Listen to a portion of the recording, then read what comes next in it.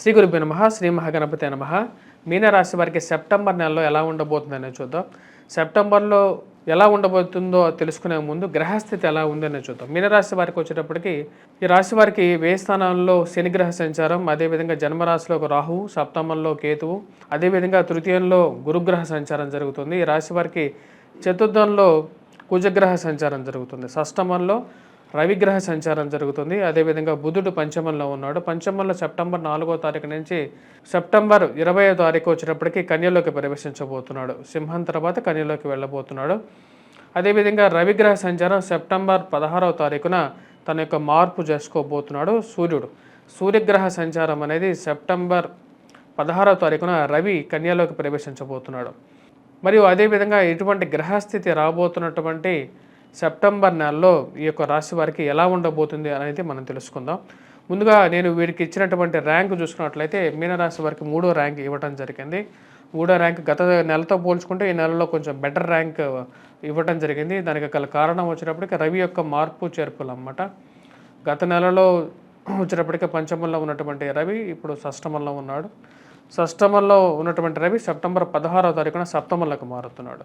ఈ నెలలో వచ్చేటప్పటికి వృత్తిరీత్యా వ్యాపార రీత్యా మొదటి 16 రోజులు సెప్టెంబర్ 16 వరకు అనుకూలమైనటువంటి ఫలితాలే పొందగలుగుతారు. బుధుడు పంచమంలో ఉన్నప్పుడు ఈ రాశి వారికి వచ్చేటప్పటికి పంచమంలో ఉన్నటువంటి బుధుడు యోగకారకుడు. వృత్తిరీత్యా వ్యాపార రీత్యా కూడా అనుకూలమైనటువంటి ఫలితాలు ఇస్తాడు. సెప్టెంబర్ 4వ తారీఖు వరకు మంచి అనుకూలమైనటువంటి ఫలితాలు ఇస్తాడు. సెప్టెంబర్ 16వ తారీఖు వరకు కూడా ఈ రాశి వారికి జాబ్ పరంగా బాగా అనుకూలంగా ఉంటుంది.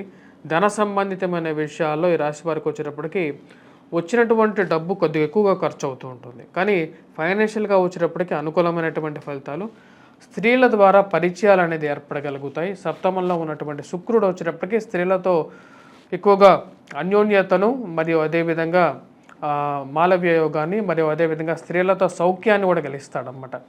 అంటే అన్య స్త్రీలతో పరిచయాలు కలిగించగలుగుతాడు. సెప్టెంబర్ 18వ తారీఖు తర్వాత శుక్రుడి యొక్క మార్పు అష్టమంలోకి మారినప్పుడు ఈ రాశి వారికి ఫైనాన్షియల్ గెయిన్ అనేది ఉంటుంది. అంటే ఆర్థిక స్థిరత్వం అనేది వీరు 18వ తారీఖు తర్వాత పొందగలుగుతారు. అష్టమంలో ఉన్నటువంటి శుక్రుడి యొక్క దృష్టి ధనస్థానం మీద ఉంటుంది కాబట్టి రికవరీ మనీ అనేది ఉంటుంది. సమయానికి ఇరుగు పొరుగు సఖ్యత విషయంలో కూడా అనుకూలత అనేది పొందగలుగుతారు. కుటుంబ వృద్ధి అనేది పొందగలుగుతారు. సంబంధ బాంధవ్యాల గురించి మీరు చేస్తున్నటువంటి ప్రయత్నాలు అంటే వివాహ ప్రయత్న సంబంధాల విషయాల్లో వచ్చేటప్పటికి ఒక పురోగతి అనేది కూడా సెప్టెంబర్ 18వ తారీఖు తర్వాత ఈ రాశి వారు పొందగలుగుతారు. అనుకూలమైనటువంటి ఫలితాలు కూడా ఈ రాశి వారికి పొందడం అనేది జరుగుతుంది ఈ యొక్క నెలలో. అందుకనే వీరికి 3వ ర్యాంక్ అనేది కూడా ఇవ్వడం జరిగింది. వృత్తిరీత్యా వ్యాపార రీత్యా కుటుంబ వృద్ధి అనేది చాలా ముఖ్యం. ప్రతి ఒక్కరికి కుటుంబంలో సంతాన విషయంలో వృద్ధి చెందుతారు. అదేవిధంగా సొంత కుటుంబంలో ఒకరికి ఉద్యోగం రావడం అనేది కూడా జరుగుతుంది. అష్టమంలో ఉన్నటువంటి శుక్రుడి యొక్క దృష్టి రీత్యా వచ్చేటప్పటికి కుటుంబంలో సెప్టెంబర్ 18వ తారీఖు తర్వాత ఒకరికి ఉద్యోగం రావడం మీ మానసిక ఆనందానికి గల కారకంగా ఉంటుంది. ఈ రాశి వారికి వచ్చేటప్పటికి ఇరుగు పొరుగు సఖ్యత విషయంలో రాజకీయ నాయకులకి మంచి అనుకూలమైనటువంటి ఫలితంగానే చెప్పవచ్చు.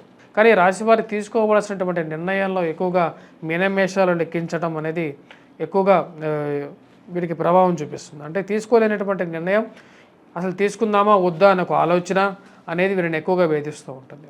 ముందుకు పోలేనటువంటి పరిస్థితి, వెనక్కి రాలేనటువంటి పరిస్థితి మధ్యలో వీరు కొట్టుమిట్లాడుతూ ఉంటారు. ఈ రాశి వారికి ఓవరాల్గా వచ్చేటప్పటికి ఈ రాబోతున్నటువంటి సెప్టెంబర్ నెలలో వచ్చేటప్పటికి అనుకూలమైనటువంటి ఫలితాలుగానే చెప్పవచ్చు. ఉద్యోగ ప్రయత్న సంబంధితమైన విషయాల్లో అనుకూలంగా ఉంటుంది. ఉన్నత స్థాయిలో ఉన్నటువంటి స్త్రీ పురుషులతో సత్సంబంధాలు అనేది మొదటి 16 రోజులు వీరికి కలుగుతాయి అన్నమాట. ఉద్యోగ ప్రయత్నాల్లో మీ యొక్క పై అధికారులు మన్ననలు పొందగలుగుతారో అదేవిధంగా ఈ రాశి వారికి వచ్చేటప్పటికి కార్యాలయాల్లో పనిచేస్తున్నటువంటి వారు ఎక్కడైతే గవర్నమెంట్ రిలేటెడ్ సెక్టార్స్లో పనిచేస్తున్నటువంటి వారితో ఒక మంచి అనుబంధం ఏర్పడుతుంది. వారి ద్వారా మీకు జరగవలసినటువంటి కార్యం ఏదైతే ఉంటుందో అది సమయానికి జరుగుతుంది.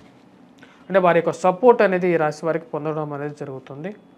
వివాహ ప్రయత్న సంబంధితమైన విషయాల్లో ఈ రాశి వారికి చెప్పినట్టు విధంగానే 18వ తారీఖు తర్వాత వివాహ ప్రయత్నాల్లో ఒక కదలిక అనేది రావటం అనేది జరుగుతుంది.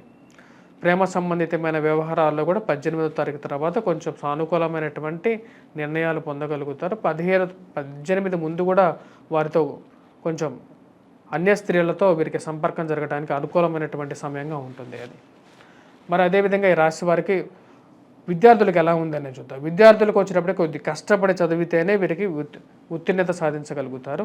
16వ తారీఖు తర్వాత కొంచెం 16వ తారీఖు వరకు ఎక్కువగా అనుకూలమైనటువంటి ఫలితాలు పొందగలుగుతారు. ఎవరైతే groups, civils, prelims, UPSC exams రాస్తున్నారో, పోటీ పరీక్షలైనటువంటి ఎంసెట్ కానీ ప్రిపేర్ అవుతున్నారో వారికి అనుకూలమైనటువంటి ఫలితాలుగా ఉన్నప్పటికీ కూడా వీరు నిర్ణయం తీసుకోలేనటువంటి పరిస్థితి వీరిని ఎక్కువగా వేధిస్తూ ఉంటుంది. అసలు ఈ కోర్స్ చేయాలా, లేకుండా దీనికి ప్రిపేర్ అవ్వాలా, లేకుంటే ప్రతి ఒక్క విషయంలోనూ ముందుకి వెనక్కి ఆలోచనే వీళ్ళని కొంచెం రాంగ్ వేలో తీసుకువెళ్ళే విధంగా ఉంటుంది. అంటే కొంచెం రాంగ్ వేలో తీసుకువెళ్ళే విధంగా ఉంటుంది. కాబట్టి ఆ విషయంలో జాగ్రత్తలు తీసుకోండి.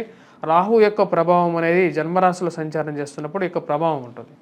రాహు యొక్క స్థితి గురించి చెప్పాలంటే రాహు సప్తమంలో జాతకరీత్యా కూడా రాహు కొన్ని స్థానాల్లో వ్యతిరేకమైనటువంటి ఫలితాలు ఇస్తాడు. ముఖ్యంగా సప్తమంలో ఉన్నప్పుడు వైవాహిక జీవితంలో ప్రభావాన్ని, జన్మరాశిలో ఉన్నప్పుడు కూడా ప్రభావాన్ని ఇవ్వగలుగుతాడు. కానీ మూల త్రికోణ స్థానంలో ఉన్నప్పుడు రాహు కూడా యోగ్యాన్ని ఇవ్వగలుగుతాడు. షష్టమ స్థానంలో ఉన్నప్పుడు కూడా మంచి అనుకూలమైనటువంటి ఫలితాలు రాహు ఇస్తాడు అనమాట. ఎందుకంటే రాహుకి స్థిరత్వం లేనటువంటి అంటే ఎగ్జిస్టెన్స్ అనేది ఉండదు. అంటే షాడో ప్లానెట్గా అంటారు, ఛాయాగ్రహం అంటారు అన్నమాట. ఛాయాగ్రహం అనేది షష్టమంలో అనుకూలమైనటువంటి ఫలితం ఇస్తుంది. కొన్ని స్థానాల్లో మీ యొక్క జాతక రీత్యా రాహు యొక్క స్థితి బాగాలేనప్పుడు వైవాహిక జీవితంలో కూడా ఇబ్బందులు కలిగిస్తుంది. కేతువు కూడా అంతే అన్నమాట. కేతువు అష్టమంలో ఉన్నప్పుడు ఆకస్మిక మరణాన్ని కూడా ఇస్తాడు. సప్తమంలో ఉన్నప్పుడు ఇప్పుడు ఈ రాశి వారికి సప్తమంలో ఉన్నప్పుడు వైవాహిక జీవితంలో చిన్న ఇబ్బందులను కూడా కలిగిస్తూ ఉంటాడు అన్నమాట. ఇటువంటి గ్రహస్థితి పార్ట్నర్షిప్ బిజినెసెస్లో కూడా ఉంటుందన్నమాట. అంటే కొంతమందికి జాతకరీత్యా పార్ట్నర్షిప్ బిజినెసెస్ సెట్ అవ్వదు. అటువంటి పరిస్థితులు కూడా ఉంటాయి. అది మీ యొక్క జాతకరీత్యా మీ యొక్క రాహుకేతువుల యొక్క పొజిషన్ అనేది చాలా ఇంపార్టెంట్ ఫ్యాక్టర్గా కూడా ఉంటుంది. ఈ యొక్క రాశివారు మీరు చేసుకోవాల్సినటువంటి పరిహారాల గురించి మనం మాట్లాడినట్లయితే, ఈ రాశివారు వచ్చేటప్పటికి చామంతులతో, ఎందుకంటే రాబోతున్నటువంటి శ్రావణ మాసంలో వచ్చేటప్పటికి వరలక్ష్మిని పూజించేటప్పుడు చామంతులను పసుపులో అద్ది అమ్మవారిని పూజించండి. నిత్య దీపారాధన చేయండి. అదేవిధంగా వచ్చేటప్పటికి ఈశాన్య ముఖంగా వచ్చేటప్పటికి దీపాన్ని అభిముఖంగా పెట్టినప్పుడైతే మీకు ఐశ్వర్యాన్ని, దాంతోపాటు ఇంట్లో సుఖాన్ని, సంపదని ఇవ్వగలుగుతాడు. ప్లస్ ప్రశాంతతని ఇవ్వగలుగుతాడు. ప్రశాంతత లేనటువంటి జీవితం అనేది అనర్థం కూడా చెప్పాలంటే. మరో అదేవిధంగా మీరు విష్ణువుని పూజించినట్లయితే మీరు కుడివైపు, శివుడిని పూజించినట్లయితే ఎడం వైపు దీపాన్ని పెట్టండి. మీ యొక్క సింహద్వారానికి ఇరువైపులా కూడా ఎప్పుడైతే పెడతారో దీపాలని, అది కూడా మీకు యోగ్యాన్ని ప్లస్ ఇంట్లో సిరి సంపదల్ని కూడా ఇస్తుంది. దీపాన్ని పెట్టేటప్పుడు కూడా ఎప్పుడు దాన్ని నేల మీద పెట్టకుండా దాని మీద ఒక ప్లేట్ పెట్టి, ప్లేట్ మీద మీరు దీపాన్ని పెట్టినట్లయితే దానికి ఒక గౌరవం అనేది ఉంటుంది. దీపాన్ని కూడా అలంకరించాలి. యాక్చువల్గా పూలతో అలంకరించి దీపారాధన చేసినప్పుడు అది యోగ్యాన్ని కూడా ఇవ్వగలుగుతుంది. మీరు ముఖ్యంగా వచ్చేటప్పటికి కొబ్బరి నూనెతో కానీ, లేకుండా అంటే నల్ల నూనెతో కానీ మీరు దీపారాధన చేసినట్లయితే మీకు ఎక్కువగా యోగ్యాన్ని ఇవ్వగలుగుతారు. స్వస్తి.